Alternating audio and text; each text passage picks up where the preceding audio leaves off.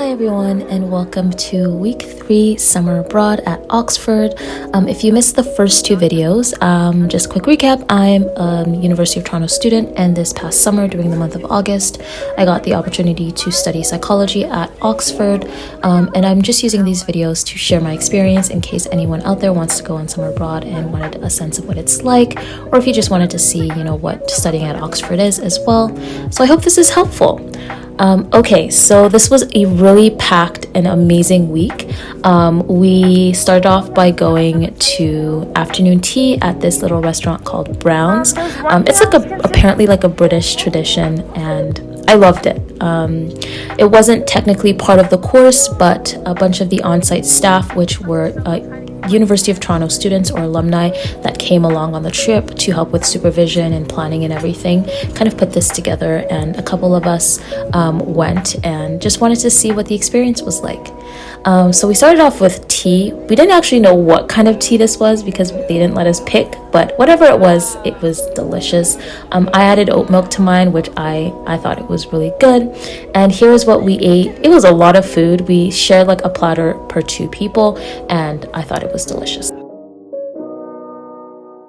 We also continued on with our field trips this week. This week we actually went to three locations. So we started off at the Foundling Museum, which is essentially a location that commemorates the Foundling Hospital in London, and essentially it was originally built to deal with the orphan crisis at the time. So children were getting abandoned by their parents in large number, and this was a location, several locations actually, that took them in, gave them an education, gave them food to eat in an era where it was difficult to find food to eat, and just the effort was just to give them a better life and a chance of survival. So it was really amazing getting to see that, getting to see the history in that form. So after the Foundling Museum, we headed over to our second location, which was, I will say, quite the experience. I don't know how else to describe it, apart from quite the experience. It was located at UCL, so University College London, and it was called the Galton collection. It took us quite a while to get there and navigating the streets of London, but it was fun. I got to talk a lot with the people in my class and get to know them a little bit better, which is one of the amazing parts of this experience. You're stuck with the same people for 30 days or thereabout, and so you really get close with them, and I really enjoyed meeting all of the new people and everything. So we finally arrived on campus. And we essentially headed into the building. I don't think we went into this one. We took like a bit of a side entrance to reach the Galton collection. So they had quite a number of different artifacts. Our guide was really helpful in, helping us discuss what Francis Galton kind of stood for in terms of eugenics and how we think about that in the modern world. We saw some really interesting pieces from the collection as well, such as these little glass eyes and the pieces of hair. It was weird, but it was a learning experience.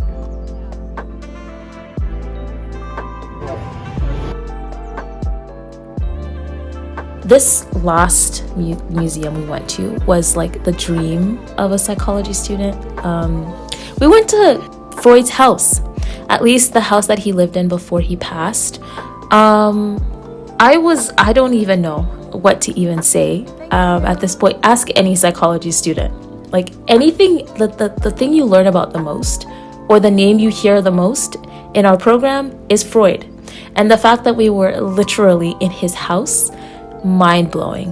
One of the most amazing parts was that we actually got to see his study with the talking therapy couch, which can I just begin to say, wow. I've never seen so many books in my life, apart from in a library, of course. And we kind of just got to free roam, walk around.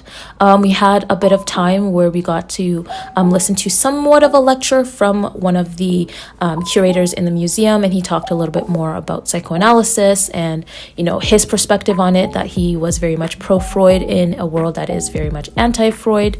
But wow, can I begin to say I could not ask for a better collection of museums to visit this week.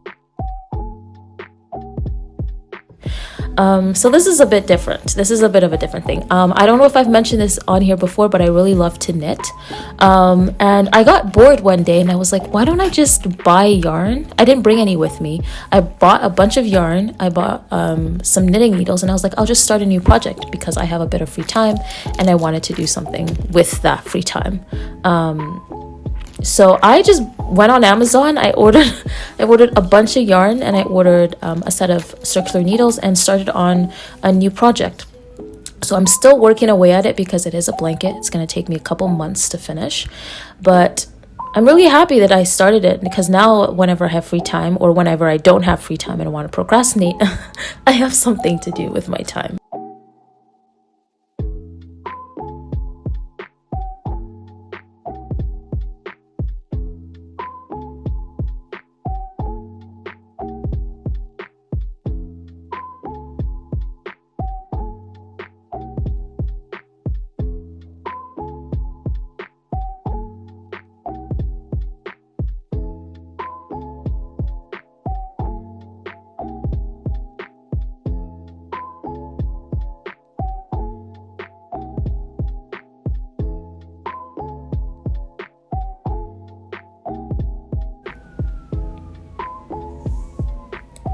Okay, so I know I've mentioned this before, but we are getting a full course credit in the matter of 4 weeks, which is unheard of. It usually takes about 8 months to get that.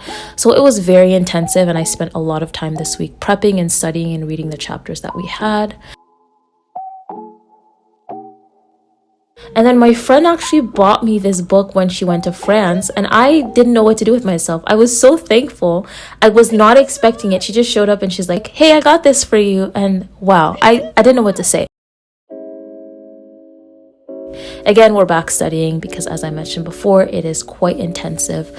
But overall, this week was an 11 out of 10. Like, I could not ask for a better week. What an experience. There is one more episode coming after this, which is going to be just the end of the trip, which is a little bit nostalgic for me, a little sad.